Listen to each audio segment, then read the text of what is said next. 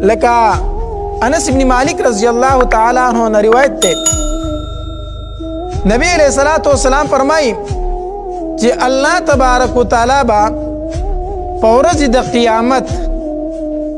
سپک عذاب والته ویل شي چې پچا باندې ټول سپک عذاب دي هغه ته ویل شي لو ان لك ما في الارض من شيء اكنت تفدي به کو چرته ستا د پاره دا ټول ازمکه به ازمکه کې سدي دا ستا شي نو ته به په پیډیا کې ورکی فیقول نعم دی او الله کو دا ټول ازمکه او دا هر څه چې دا زما شندام زس بس کې ورکوما پیډیا کې ورکوم خو چې دې عذاب نه ختم خلاص شمه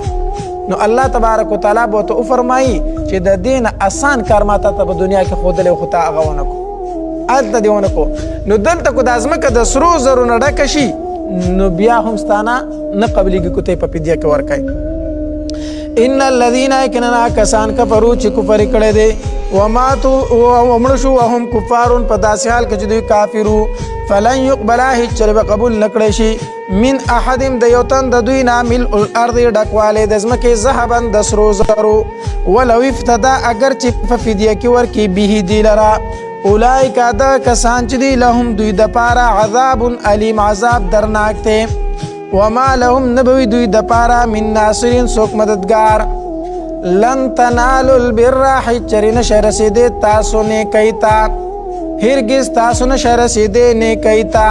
حتی دردی فوری تنفقو چې خرج کوي مما د هغه مال نه تحبون چې تاسو سره مینه کوي وما تنفقوا او هغه چې تاسو خرج کوي من شيء شيء فإن الله فسكن الله تبارك وتعالى به باغباني عليم فود كل الطعام طول خوراكنا كان حلا لبني اسرائيل دفار حلال دفار د بني اسرائيل يهود رالو نبی علیہ الصلوۃ والسلام ته ویل ته وا چې ز په دین ابراهیم باندې ما نبی علیہ الصلوۃ والسلام ورته فرمایل وی او ز په دین ابراهیمی ما وی نبی علیہ الصلوۃ والسلام دا ابراهیم علیہ السلام خو بدو غوخه نه خوړله هغه بدو غوخه نه خوړه څنګه چې مونږ نه خورو او ته خو خوري نو الله تبارک وتعالى دا آیت نازل کو چې نا دا غوخه ابراهیم علیہ الصلوۃ والسلام باندې نه حرامه دا په باندې نه حرامه دا خو فز د تورات نو ورستو دغه مسائل لاغلي دي كل طعام طول خوراکنا كان حلا حلال لبني اسرائيل د پاره د بني اسرائيل الا ما حرم مگر اغا چې حرام کړیو اسرائيل يعقوب عليه السلام على نفسي په خپل ځان باندې يعقوب عليه السلام د حرام په معنی د بندولو سر راځي ښا يعقوب عليه السلام په ځان باندې د اوغه بعض روایتو کې راځي چې دا منښت کړي و منښت کړي و د سکار د پاره نو د تدو غوخه ډیره خوخه و نو يعقوب عليه السلام د نن نه بعد بزدو غوخه نه خورم دا منښت کړي و بعض روایتو کې راځي چې نه